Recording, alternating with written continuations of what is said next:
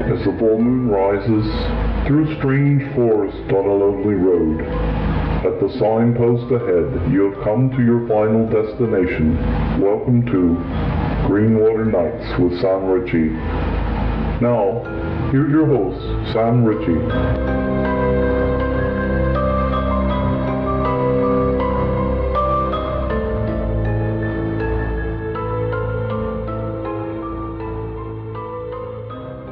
Hello, my name is Sam Ritchie, and you're listening to Greenwater Nightz, broadcasting deep within the recesses of the Cascade Mountains, where normal and bizarre blend together, and what is taught as fiction, and where myth now becomes reality. Welcome to the world I live in, along with my friends, where the Bigfoot and little people are real, and ETs and UFOs abound, where strange lights and orbs appear, and yes, even portals opening up to reveal other worlds. An area not for the faint of heart, but for those seeking the truth, and in the process making astonishing discoveries about ourselves. Last week, I had a chance to sit down with Barb Shupe. I first met Barb close to 7 years ago at the local general store when I first came to the Greenwater area. And she was the first person where I had an inkling that possibly the Bigfoot was real. As I went into the store, I looked down in the glass case counter, and there were these castings of footprints, but they were huge. So I inquired about them, and she told me. They were replica castings of some of the footprints that were taken in another part of the country. So from that first meeting that day led into a friendship that's lasted a long time, and it opened the door to the possibility that there was something beyond what I thought was just myth and legend. And from that point forward, there had been many experiences over the years. What follows now is the actual interview. Hello everyone. We're sitting down with a good friend of mine who I've known for several years, Barb Shupe, who's been living in Greenwater for a long time. A really long time. A really long time. So we're going to sit down for an interview, and we're going to talk about all the different experiences, and we're going to kind of cover how Barb originally had her first experience, which had to do with seeing the Bigfoots, and the one that you saw. The one that was following the elk? Yeah, that's a pretty good story. Yeah. Yeah, that was a heck of a day. Changed my world forever, you know it? Now, specifically, as far as that goes, I know that you went up the trail not far from your cabin, and you went with your dog at the time, Gabby. Yep. Kind of go through that story a little bit about going up there, and just mention pretty much what you saw and how it ended up. Okay, so I had been up at the coffee shop the morning before, and some of the local guys were sitting up there. There's an old timber faller who told me that he knew where the Bigfoots lived, that they come out of the canyon behind the mountain behind the cabin where the creek comes from that flows by here. And he said back in the 70s that they had been up there logging, and a lot of their equipment and the big oil drums and stuff had been being thrown off the cliff down into the canyon, and so he believed that's where they came from. So I decided I was going to get up there to the top of the mountain and get a look at that canyon. It had been years since I'd been all the way to the top, so it was a personal challenge, and I was going to do it.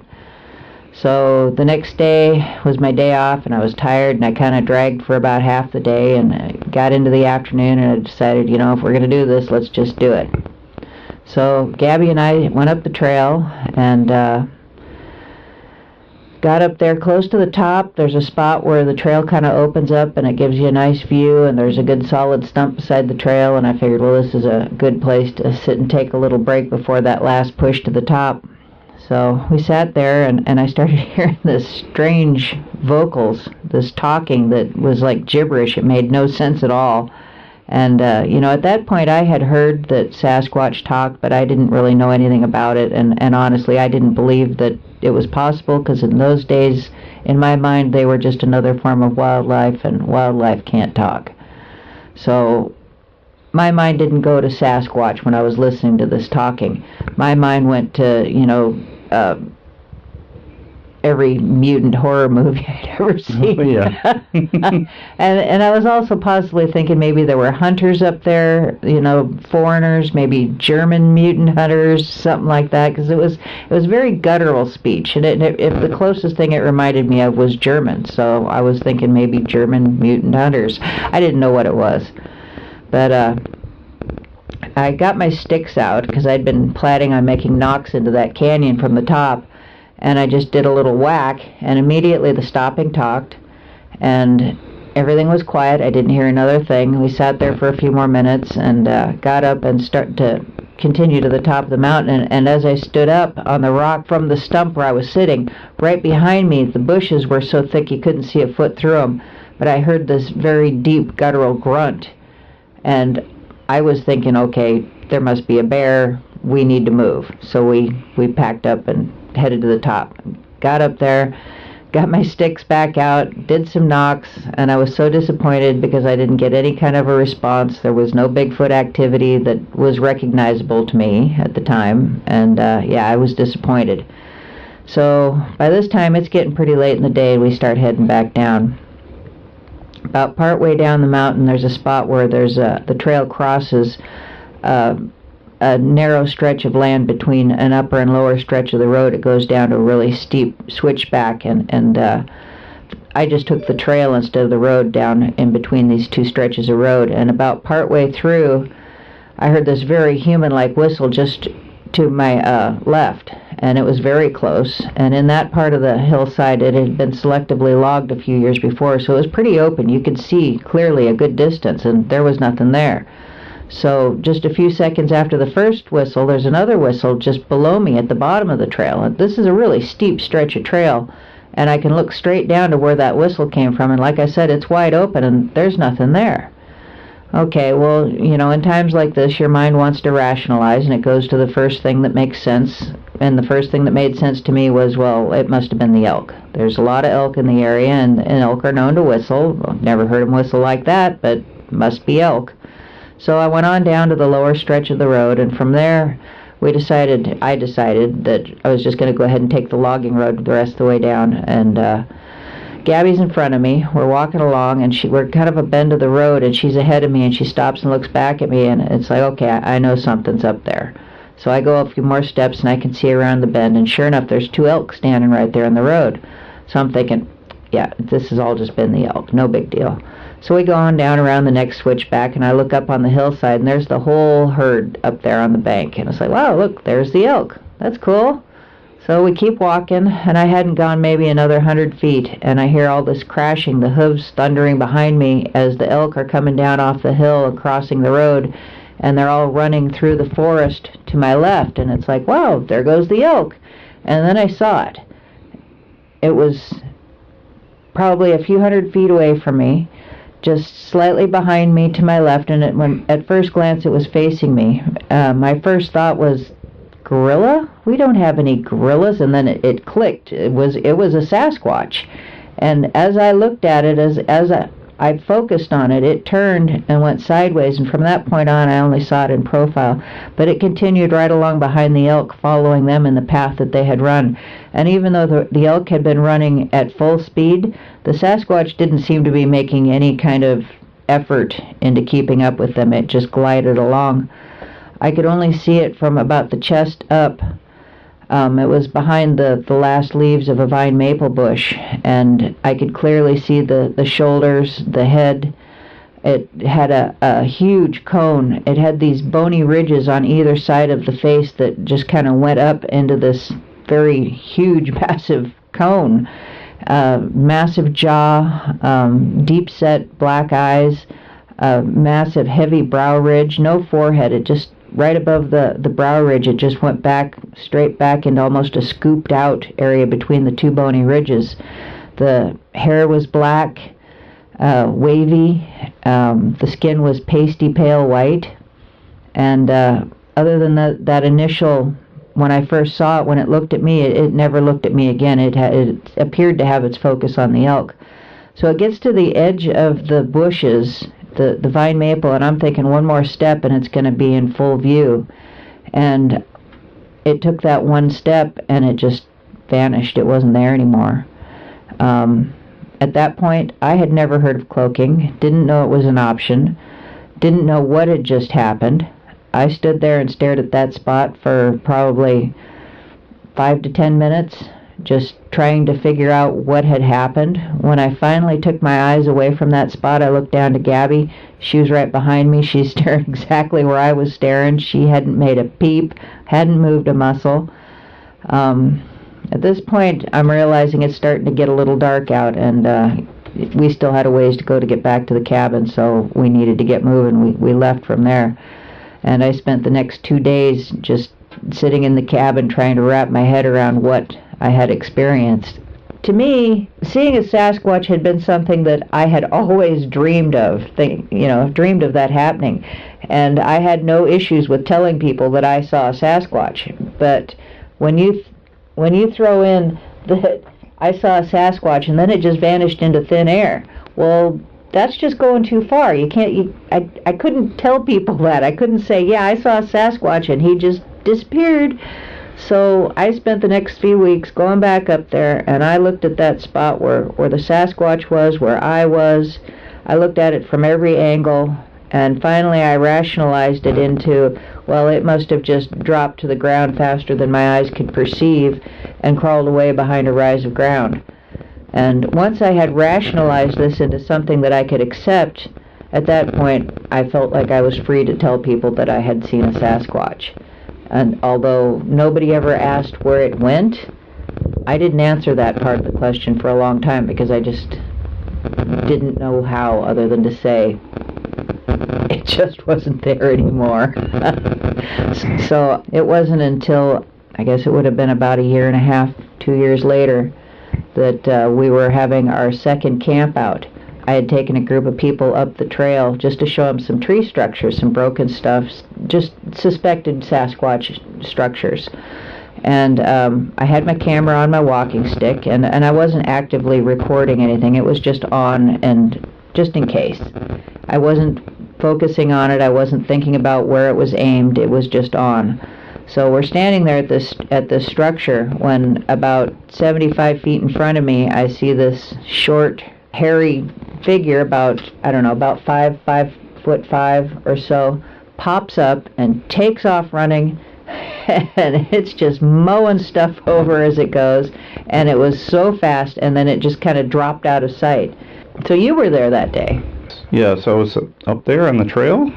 Well, the day that the Cloaker event happened. Oh, then you want to talk about that. I was going to mention before that first experience that you're talking about and seeing the Bigfoot run, chasing the elk, and you got a pretty good view of him because I seen the picture, the depiction that was drawn. So I get the impression it's runs past the tree and you don't see it coming out the other end. Well, it wasn't so much the tree as just the leaves from the bushes, from the vine maple. So it wasn't like there was a tree trunk. It was just the leaves, the vegetation that it was behind. And when the elk all ran through at top speed, and it appeared to just be strolling, walking, almost floating along. There was no bobbing of the head. It was very smooth motion, and it just would have been one more step, and it would have been past those leaves, and it would have had a full view of the body. But when it got to that spot, it was like it stepped behind an invisible wall, and it just wasn't there anymore.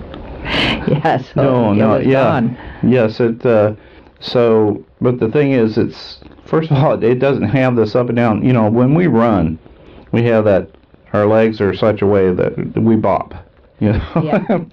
We're bobbing humans, okay? So I heard something about the fact the way their legs are situated, it almost seems like their heads stay steady when they're running. Yeah, there was very smooth motion. Even the little one during the Cloaker event that was running, it was mowing stuff over. Arms and legs were flying as it was going, but the head stayed pretty much level. There was no up and down to it. The head stayed at a level point while the rest of the body was just in frantic motion running. So with all that momentum going forward about the same speed as the elk, it gets to these vine maple bush or something, and it just kind of drops out of sight. Yeah, it just wasn't there anymore. You think with that kind of speed, you would say, hey, with the stopping or something, you'd see it coming out the other end. But so at this point, you're rationalizing that it must have just like nosedived toward the ground right as it got to the vine maple. Well, I was really reaching for anything that I could to rationalize this, and thinking back on it now, it really doesn't make much sense that a individual that was as massive as this, which I would say had to have been at least around 800 pounds and 8 to 10 feet tall, how something like that could literally drop to the ground and vanish so fast that your eyes can't perceive it. I've seen a lot of big things move fast, but you can still see that it happens. Right. So for me that was just a way to rationalize it, because the ground did have some rolling hills and some higher spots and some lower spots, and it was a little sloped. So for me to rationalize it into this huge creature dropped to the ground faster than my eyes could perceive, because I was looking right at it when it happened, and then it must have went behind one of those rises of ground and then just crawled away. That was the only way that I could get to a point where I could accept what I had seen. And, it wasn't until it was probably a good 6 months went by before I even heard of cloaking, so that I would have another option to think of this by, I did have another experience about 6 months later where I was walking up the trail with some friends, and we were talking, not paying much attention, and all of a sudden there's this huge explosion of activity beside the trail.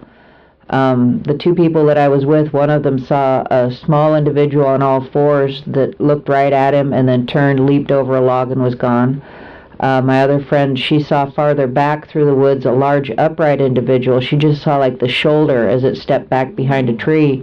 What I saw was just the vegetation being mowed over. I couldn't see what was doing it. Even though I was looking down on the area, there was a lot of thick brush in there, grasses, weeds, little bushes, and even though I was looking down on the area, I couldn't see the individual that was mowing the stuff over. I could only see the pattern of stuff being mowed down from left to right to left to right, and as things were being crushed as something moved through.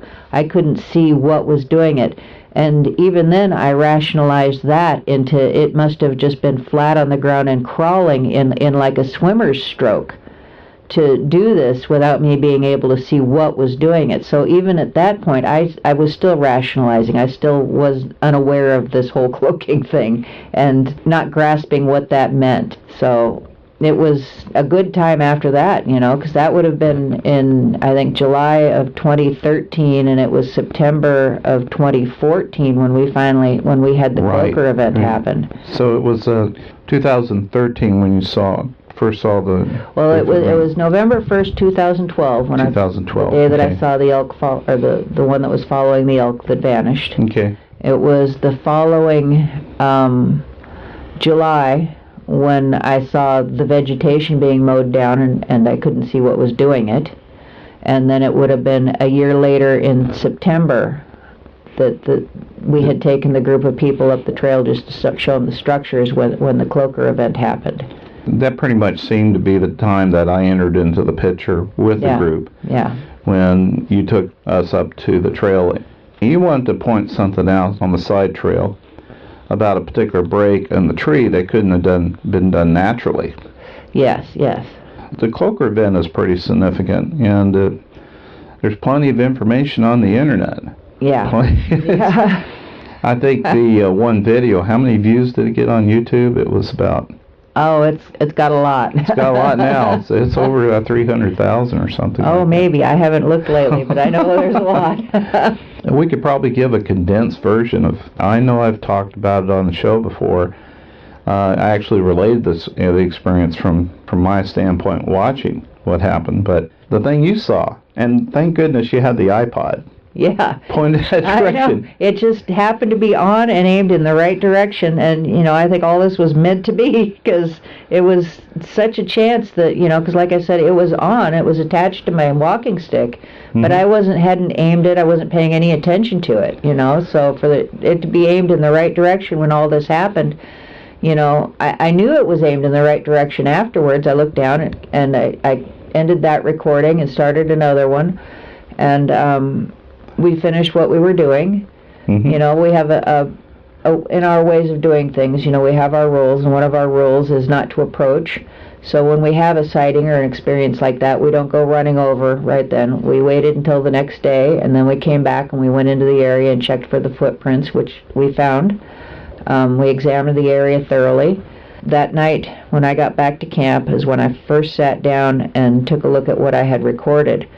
What I saw didn't get picked up. What I saw was too low to the ground, I think, because the camera was about 1.5 feet lower than my personal field of view. Your vision, yeah. So it didn't pick up what I saw, but the camera did pick up something that I didn't see, which was also right in front of me and a few feet closer.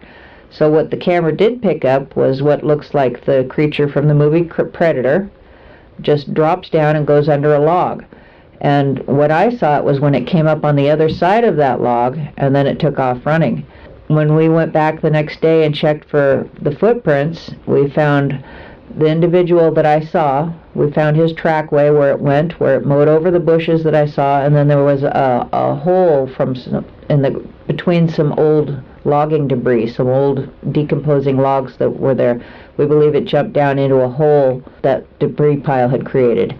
Right. Because it never crossed the trail. We had other people that were sitting on the trail looking that way, and it never crossed in front of them, so it must have gone down into that hole, and that's where the tracks led to.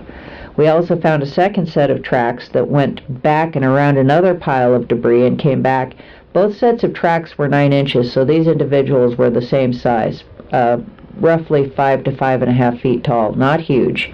If you look at Thinker Thunker's cloaker analysis of the video, just before this happens, he notes that in the background you can see some smaller trees are bending.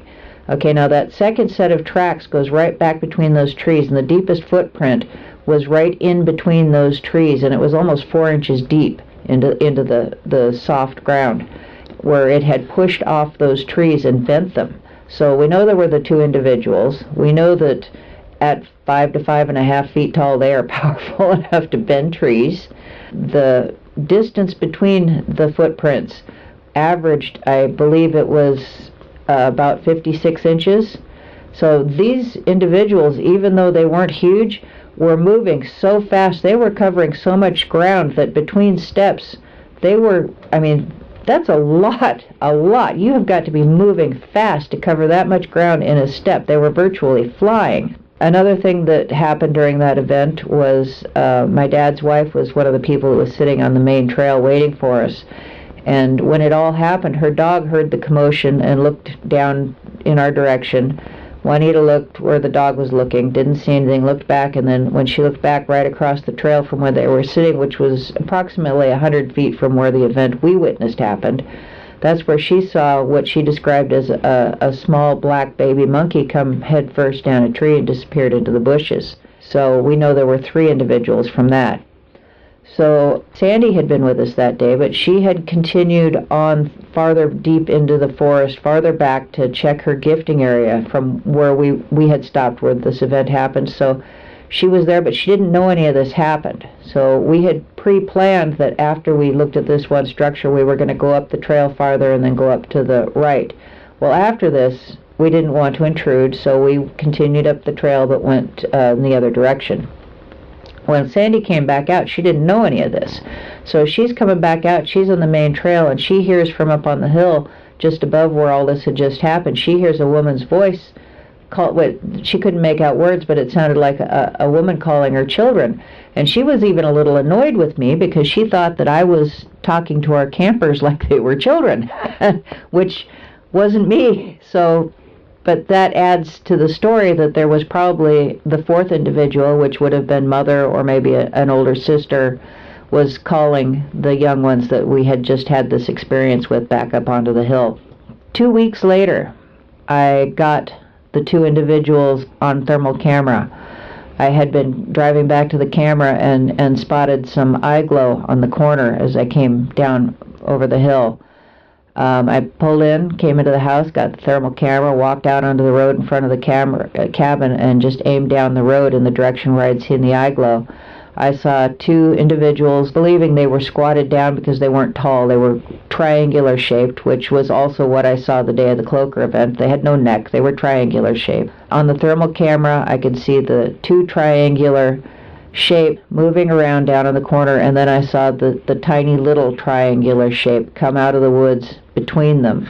And at that point it clicked, okay, these are those two individuals with the 9-inch track plus the baby. So at that point I started pushing buttons on the camera, trying to take pictures and get the recording going. The baby moved on through and out of view. I never did get it on camera, but I did record the other two individuals. And at one point I watched one walk over and lift an arm up, which for me cemented that this is what I was looking at. Unfortunately, the footage that the camera recorded wasn't quite as clear as what I was watching on the viewfinder. So you can still make out that part where the arm lifted, but if I wasn't there to tell you this is what you're looking at now, you probably wouldn't be able to figure that out on your own. But still, it was pretty cool that I had that kind of validation with that recording within a few weeks of the event. Yeah, I remember seeing that footage. It was very definite. You could just see them kind of running across the road at the end, and three of them, I believe, then came back through there. Well, I only got the two on the footage. The little one, he only showed himself once before I was recording, so I never did capture him on camera. But we did make several attempts to recreate that thermal footage using myself, Sandy, and Gabby as stand-ins, just to get distance and placement and size. And what I was very surprised about was that to place us in the same way that was visible on the thermal camera, we had to go a good distance farther back into the trees off the road than what I had initially thought I was looking at. So you're using it to figure out how far back they were? Yeah, because we were basically going by, you could make out where the edge of the road is, yep. And then the ground dropped away on the other side of the road to go back into the trees. So to get us placed exactly the way that it was, the individuals that were in the thermal footage, yeah, we had to go probably another 100 feet back off the road, back into the woods to be placed properly. And that did make us, I was bigger than the individuals, Sandy was close to the right size, and Gabby was, Gabby, even though I didn't have the baby on camera to compare to, going from what I saw, Gabby was, the smallest among us, and she was still considerably bigger than, what I saw, the small triangular-shaped individual that passed through. She was much bigger. So, yeah, I'm sure that was the two individuals that were in the cloaker event with the baby. Okay, very good. My interview with Barb Shupe will continue after this break.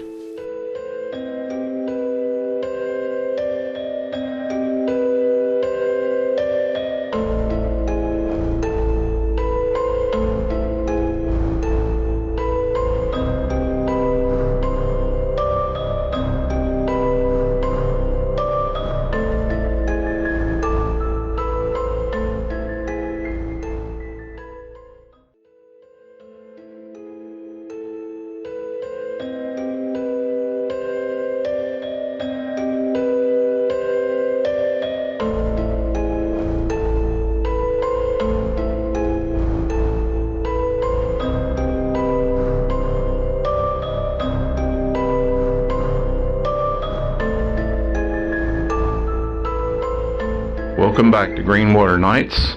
Our interview with Barb Shupe will continue. So we're going to kind of go forward now, Barb, talking about some other strange things have happened since the cloaker video. I think that opened the door to our minds to the possibilities that there's a lot of strange stuff that we don't understand. And I know we've had typical experiences, but in this particular instance, and especially with Greenwater Nightz, I'm really focusing on some of the out there stuff that we've really experienced. Okay. And I want to kind of highlight in this interview some of the real key ones of the, what I call the over-the-top or the woo. So Okay. Which one do you want to start with first? Well, it wasn't long after the cloaker event. I think it was the next season that was our first trip. We went together over to the Blue Mountains. before the cloaker event, I wasn't open to the woo thing at all. To me, Sasquatch was flesh and blood and nothing more. But the cloaker event opened my eyes to, there are other possibilities. But when we made that trip over to the Blue Mountains, wow, that was what cemented this for me. We were there for a week, and in that week, I saw 3 times, I saw the eye glow. Not eye shine. We're not talking about a reflection here. We're talking about eyes that emit their own light. Twice I saw it right at the edge of camp, red almond-shaped eyes within 15 feet of me. They don't open and close, they turn on and they turn off. That was right at the edge of camp. There was one night that the whole group had gone down to this lower campsite to sit and we'd sit in a circle facing outward looking for eye shine and sparkles and different lights that are associated. I noticed you weren't there, so I had gone back up to the building to let you know where we were at. You were in there having a conversation with Tom, so I told you what was going on, and I'm headed back down to the area where the group is, and I'm underneath the trees. There's no moon. It is pitch black, and I look over in the direction of my tent, and probably 11 to 12 feet off the ground, I see 2 red tennis ball-sized eyes watching me. And, I wasn't frightened as much as I was startled, and I regret every day that I didn't stop and say hello. What I did do was I looked at those eyes and I said, I'm going to go down here and sit with everybody and look for eye shine, and I just kept walking. So the experiences that I had over there really cemented the whole woo thing for me.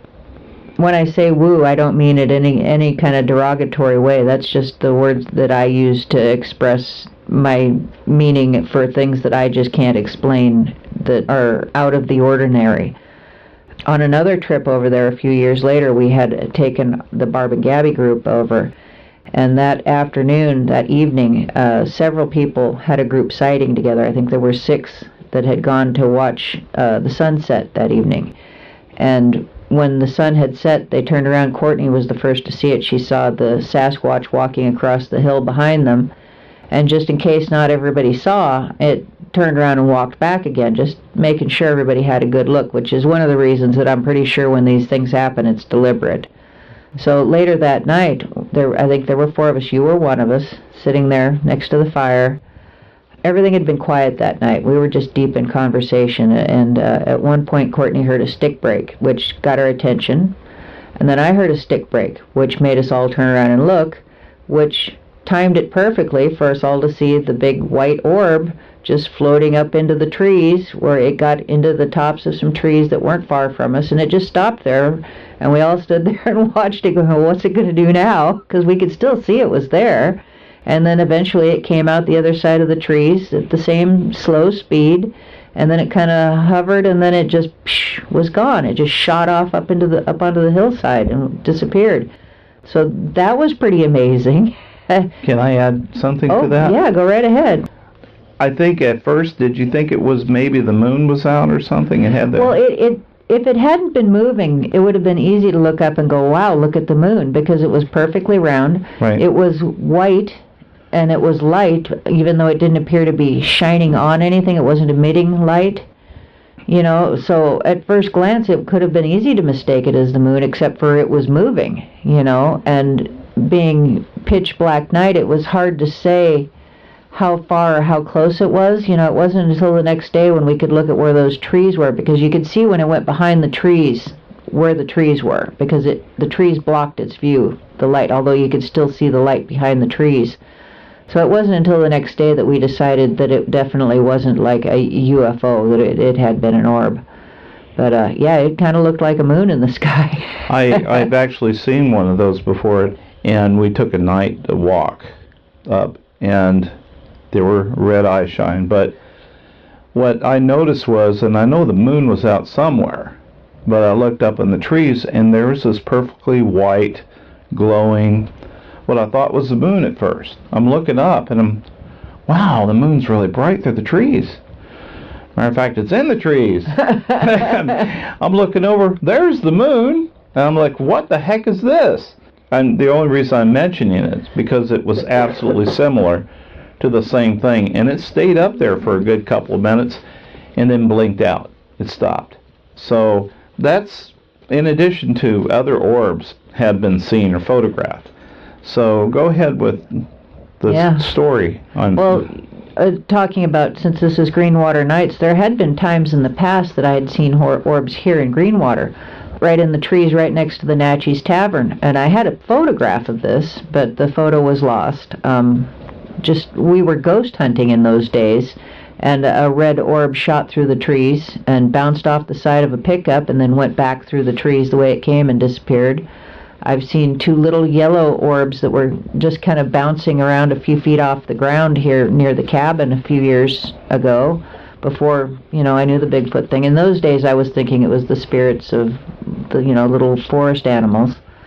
But the really big one that we saw over in the Blues, that was the cincher for me. Right. But, so the woo thing, when you finally get it through your head that these things are real, then you stop trying to rationalize all the little experiences that you've had.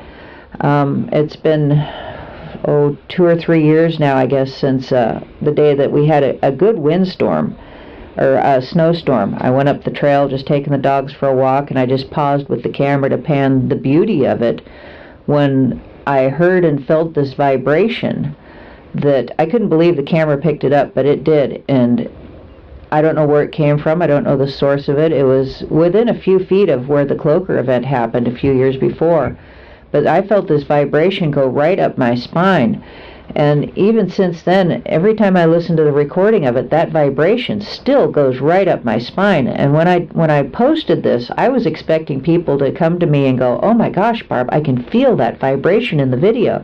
But apparently that vibration was tuned to only me, because nobody else feels that vibration in their spine when they listen to the recording except for me. Mm-hmm. And then, in the times after that, in the years after that, there was so many odd things that happened. There was one time I was just driving up the highway, and all of a sudden the entire inside of my car just lit up with this huge bright white light. And, well, I was a little upset when it happened, because I thought there must have been a huge truck had come right up on my bumper and hit the high beams. Well, the light goes out, and I look in the mirror, and there's nobody there. So it wasn't somebody high beaming me. There was nobody on the highway as far back as I could see. Things like that, different lights that we had seen over the years in the sky, like silent blue lightning, over the river during storms, things like that. There's a lot of stuff that happens here that is unusual. When we started having our campouts here in Greenwater, we usually have at least 2 a year, and it's become a pretty common thing to experience these strange lights. Was it the year before last? There was a night that you had reported seeing lights on your tent. And oh, yeah. Yeah, that was, let's see, I'm trying to think when that was. That was the year. Oh, that was last year. No, not this last season, but the season before. Correct. Yeah. What was bizarre about that was the fact that it was pitch black outside to start out with, about midnight, and then normally, you think in terms of maybe a car with the headlights are coming down the road, and the lights being broken up by the branches, so you would see that effect on the tent. But what I was experiencing was the light was not, a little bit was coming off the side, but it was coming off the top of my tent. And it's like, man, I don't hear any cars coming down the road. It's not like headlights that come and then leave. This was consistent. This was like several minutes, at least 10 minutes, I believe, that I saw the lights or more. I know I gave the story account, so I'm trying to remember. What really got me was when I laid back down and the lights kind of dissipated, it was that light just outside my tent. It was like an orb light. And it was so intense that even through the material, the opaque material on the tent, it was glowing as if it was right just on the other side of the material. So I just laid there and looked. I wasn't going to move an inch of what I saw, because I'm afraid if I got up it would disappear. So I was more interested in observing it. And then slowly I saw it kind of fade off as if like an orb or something was moving its way away from the tent, like toward where Sandy and those guys were just below me a little bit. Yeah. Well, that was, I believe, if not the same night, it was definitely the same camp out when they had Click come visit their tent, who was accompanied by lights and sparkles that came with them. And that was also, Click was the Sasquatch they named Click because they communicated with him by clicking through the tent.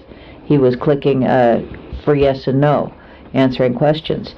That was also the same camp out where, it was Yvonne and David were sitting together by the fire, and they saw a brilliant flash of light in the direction where your tent was, across the road, and then they said that they heard this very loud ping over their head, and at that point Yvonne's fear went away.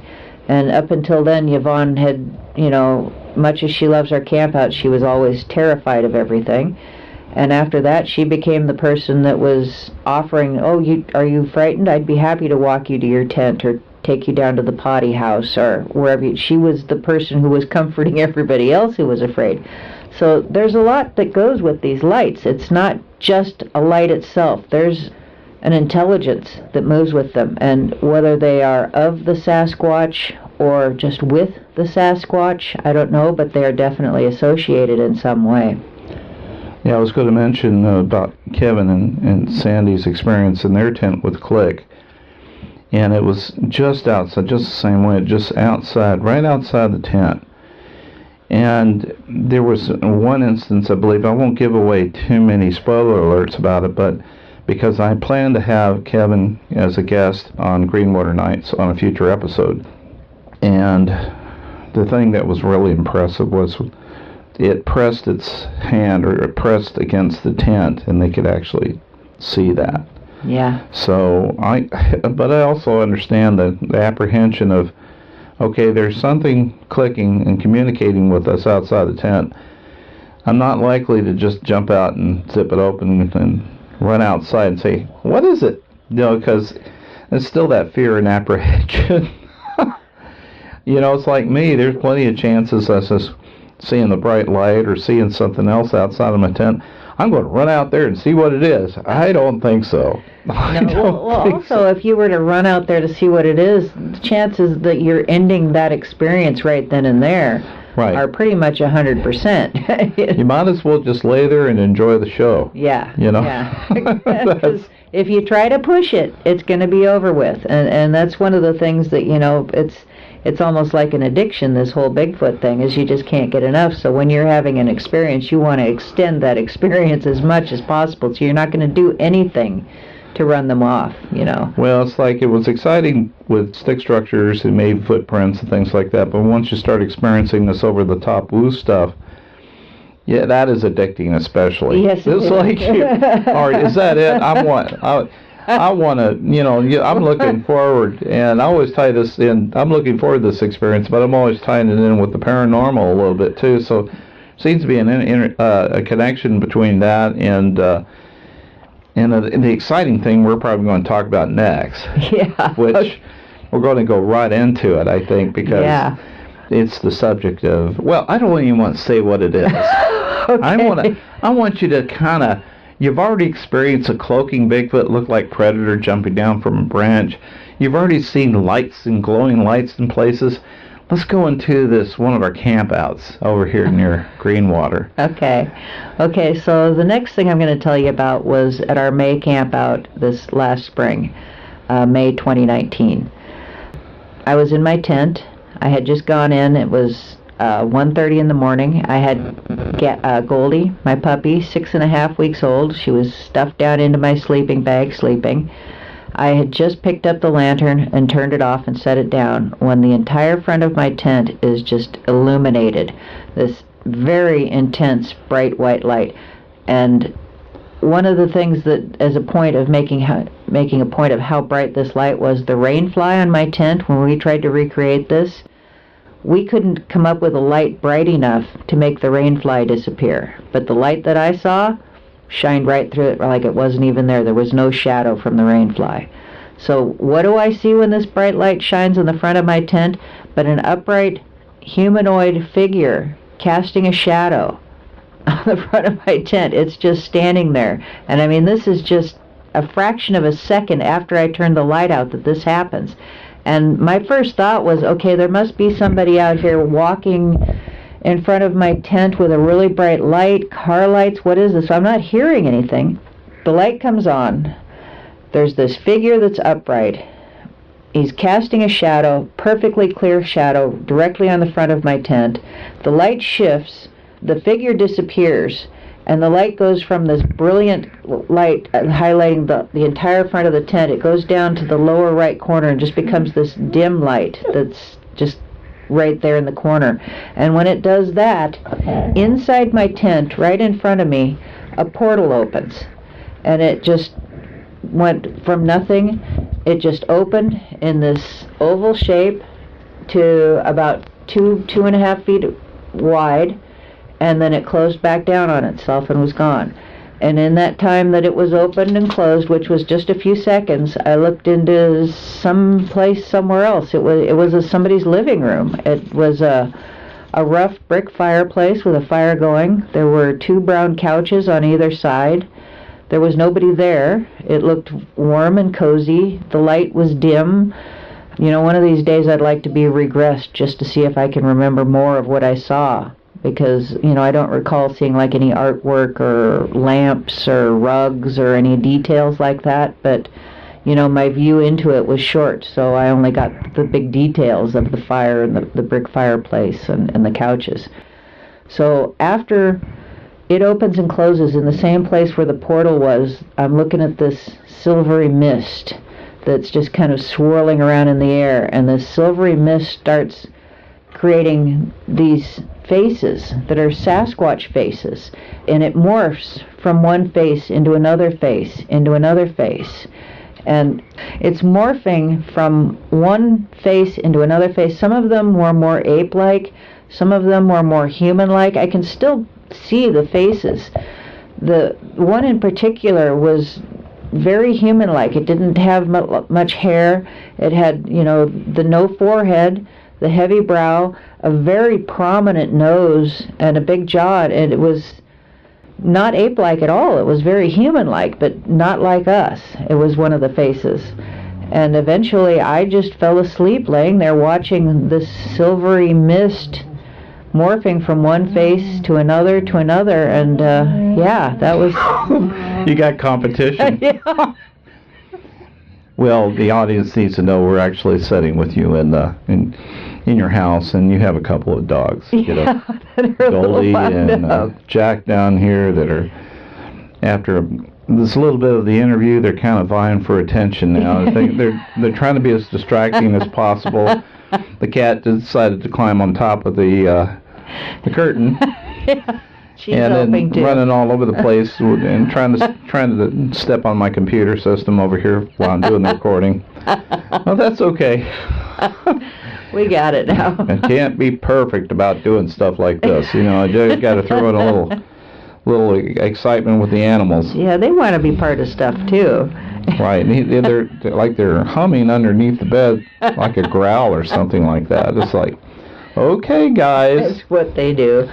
All right. So, getting back to the specific thing, so the portal disappeared, which was the oval. Yes. Right? And then it's the mist itself that's changing into different facial forms. Yeah. Right in the same spot where you saw the oval orb. Yes. I'm going to call it a portal of sorts, or at the very least a viewing portal into a different world. Or a place. Different place. Different location. Time, something. You said it looked kind of rustic in there too, the living room scene. Yeah. It wasn't like it was a fancy fireplace. It was made out of rough brick. It wasn't painted or decorated in any way. It was really rough. The fire was going. It was a nice, warm, cozy-looking scene. It was a little bit dark, a little bit shady, as though it was nighttime, and it was dimly lit. Yeah, like I said, I'd love to be regressed just to see if I could remember more detail from it. You know, was there a rug? Was there a lamp? Was there any kind of knickknacks. I don't recall seeing like a mantle or anything like that. Just the fireplace and the 2 couches, and just a cozy looking room. So. And things just don't happen to be happening. Like lights appearing on your tent, and then all of a sudden you see a silhouette figure outside of it, and then an orb opens up in the middle of your tent, and then faces appear. Yeah. So obviously there's a deliberate intelligence that's trying to communicate with you. Definitely. So the question is, there's a method to their madness in trying to present all this stuff to you. So I guess it's for a later time, or trying to figure out, what's this all mean? Yeah, I don't know what the message was, other than that maybe that they can do that they're capable of it. We did do a reenactment of the light. Like I said, we couldn't find a light that was bright enough to make the rainfly disappear. Putting a figure in front of my tent and trying to cast a shadow. Let's just note that my car was pulled up in front of my tent. It was less than 10 feet from the front of my tent. And so the figure had to be between the car and the tent. When we tried to cast a light behind the figure to make a clear shadow like what I saw, we had to put somebody literally inches from the tent wall on the outside to get a shadow that was that clear. So whatever was there was, it had to be right there. It was right there, yeah. And the light had to be intense enough that it takes a certain intensity of light to allow a shadow to have solid edges around it, for instance. Yeah. And it makes you wonder, of course, they tend to be in a dark color range anyway, so they exist in the shadows. Yep. So they're... Well, another thing, before the portal, after the figure disappeared, and before the portal, when the light moved, I could see overhanging branches from the trees were cast onto the tent. When we looked outside the next day, all the limbs on the trees around that campsite were way up high. So there was no way that we were able to recreate shining a light through the limbs to make that shadow. A couple of nights later, the light came back again, and it just moved from one side of the tent to the other, and at that point there was a blanket that had been thrown over the top of my tent, and the blanket cast the shadow. I still couldn't see the rain fly. The limbs from the trees were up way high. There's no way that we could recreate shining a light, so that tells me the light that shined on the tent came from above. Whatever was illuminating that figure, whatever was shining on my tent, it came from above. A few nights later, the light came back. It just did kind of like once again, it was brilliant. It shined through the rain fly like it wasn't there. It started on the front and then worked its way around the side as though it was just moving around the tent and was gone. This time there was a blanket on top of my tent, and it actually reminded me, because even though the rain fly didn't cast a shadow, the blanket did, and I thought, oh, I forgot there's a blanket out there, I should bring that in. But yeah, that was just like a quick moved by. Nothing happened other than that with that tent. So this light even shone through the blanket? No, the blanket was solid enough that it cast a shadow. Okay, so... Yeah, so I knew it was still there. Based on the fact that it was...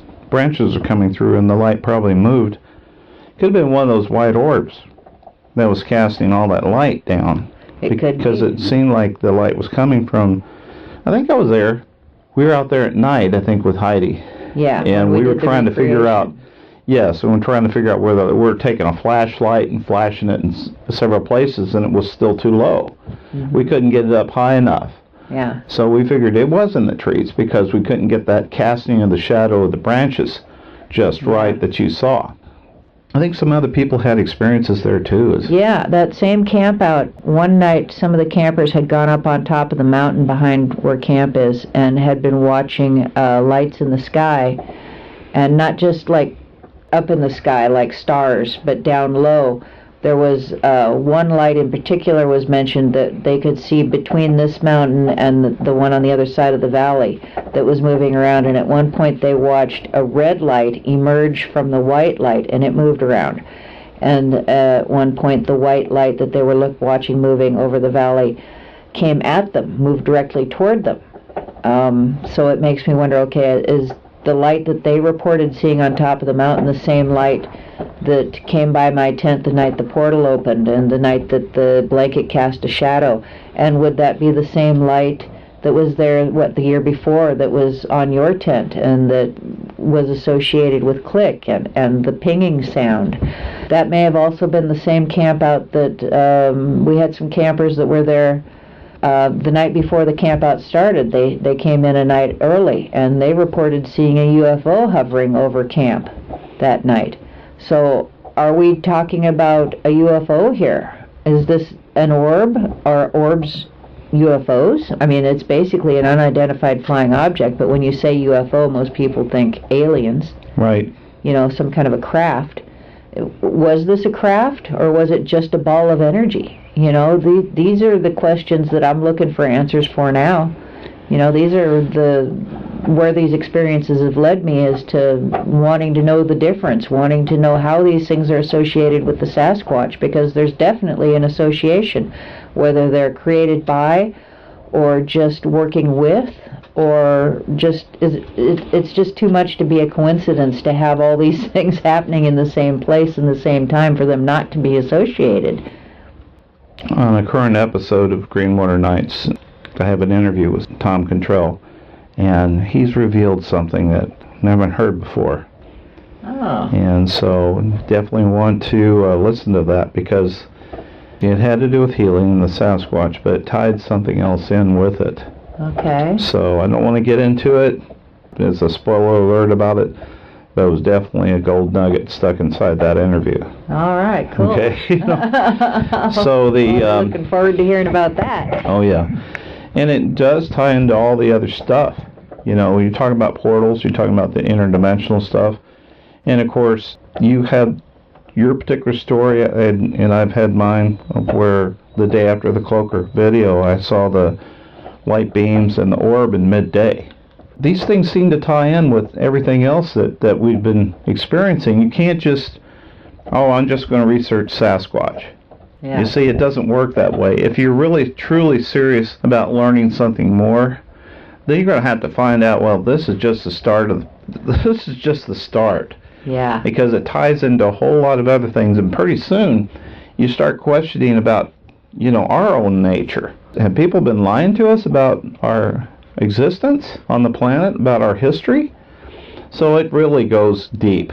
The campouts that you were talking about, every campout has more and more of these paranormal or woo experiences happening, or I wouldn't just call it paranormal. It's not ghostly. That's what people think about when they say ghost or something. But it's also UFOs. It's also orb lights. It's also cloaking. Yeah. Things appearing and disappearing. Yeah. And I've been doing a lot of investigation about the portals, about the significance of ley lines and energy lines, and it's amazing how when you start looking at the history of places along these ley lines, about people disappearing and reappearing. Oh yeah, there was one other thing about that campout. Talk about the voices that were heard. Oh, that's right. There was so much mimicking going on during that campout. Where I was camped, where my tent was just down the road from our main group site. Mm-hmm. And this is the same place we go back to every year, and I think they look forward to it as much as we do.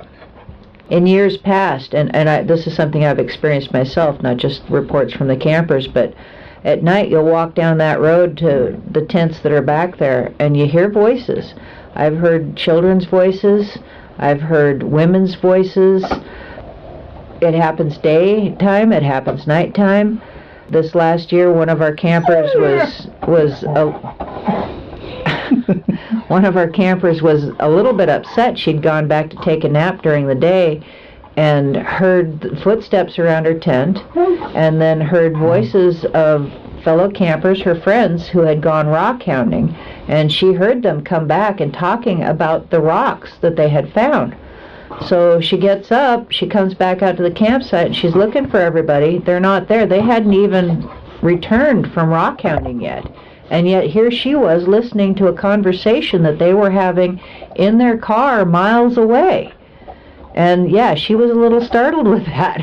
So things happen, Are these portals, are they about time? Are they about space?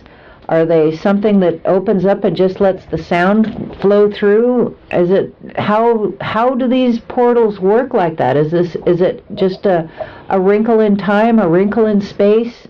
How does this happen? You know, when you hear the voices in the night, you can assume, okay, well, this was just a Sasquatch, or even a ghost, you could say, or even an alien that was just in the woods, that just out of sight, maybe cloaked, something that's talking that you can't see.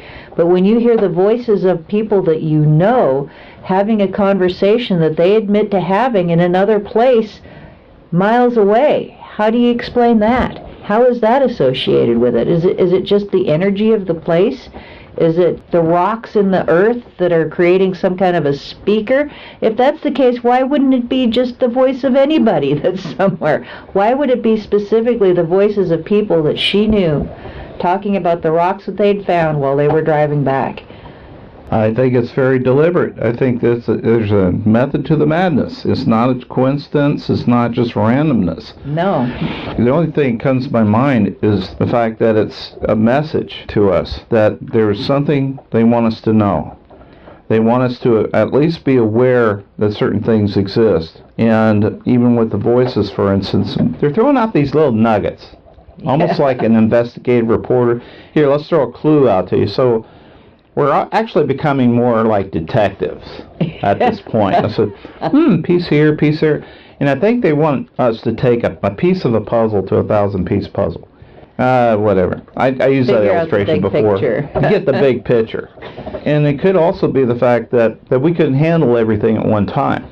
You ever thought about the fact that if you think back to what you've been exposed to from the very beginning till now, do you think you could have took that all at one time, or would it have been easier to take small doses and build up to it at this point? I think they like acclimate us to little bits at a time, and once you've adjusted to it and accepted this level, they'll give you a little bit more, and they'll let you chew on that for a while, and then once that's sunk in, they'll give you a little bit more, and it's gotten to the point now where, you know, it's really escalated to some really crazy stuff. You know, it's not just me in this portal. We've had other campers at other campouts have had similar experiences, and I think you've already interviewed a few of those folks. Oh, yeah. Yeah, I'm going to interview more, because even though we've had these individual experiences, I think there's always some little piece that someone's leaving out of their story.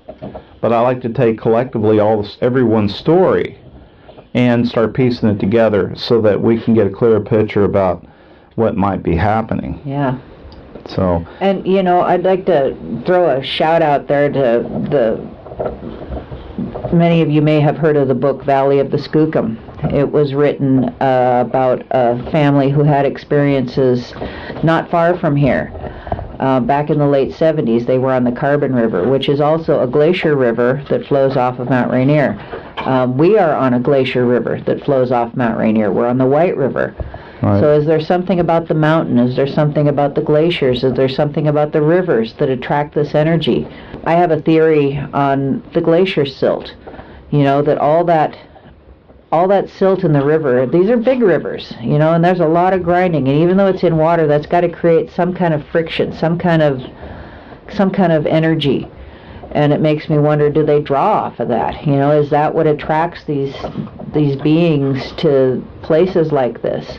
You know, so if you haven't read that book, I would highly recommend it, because everything that's happened in that book, Sally documented in that book, happens here in Greenwater, happens in the Blue Mountains, it happens over at Bumping Lake, it happens in all the places we go to where we have the Sasquatch activity.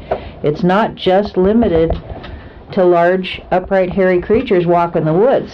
There's the lights, there's the orbs, there are sounds, there are portals, there are other things, and it's all tied together somehow. How? I can't say, but we're going to get there. We're all going to go down that path of trying to figure this all out. That's quite a rabbit hole, isn't it? Yeah. I know this isn't going to end here. I was glad we're able to get into some of this information. By the time you get to your story, you never get into the new stuff. I know. Because there's so much in the past. But we really want to talk about the newer stuff. Yeah. And that's what we did. I'm glad we did it. Glad we went down the rabbit hole a little bit further. Yeah. And the next time you come on, it's because there's more experiences that you're going to relate, or all of us are going to relate, and we're going to add some more to the show. Yeah. Oh, there is one more little thing to add. Okay. Okay, so our last camp out this year, we went to British Columbia, and this is something that just happened in the last week.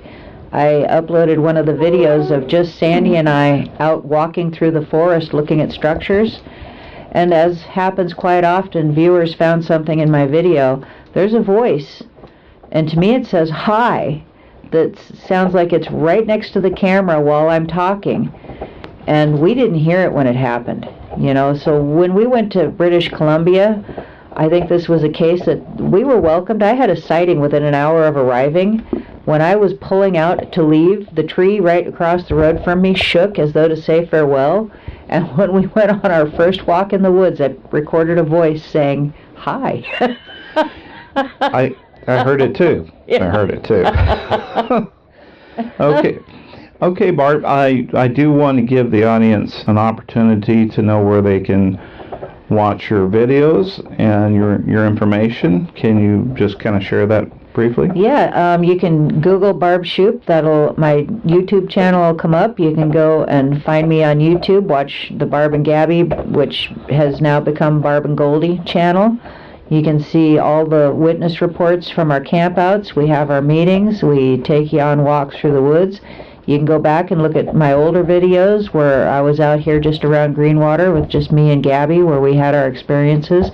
You can see the cloaker video. You can watch the video that shows you when and where and how my experiences, all my sightings have happened here.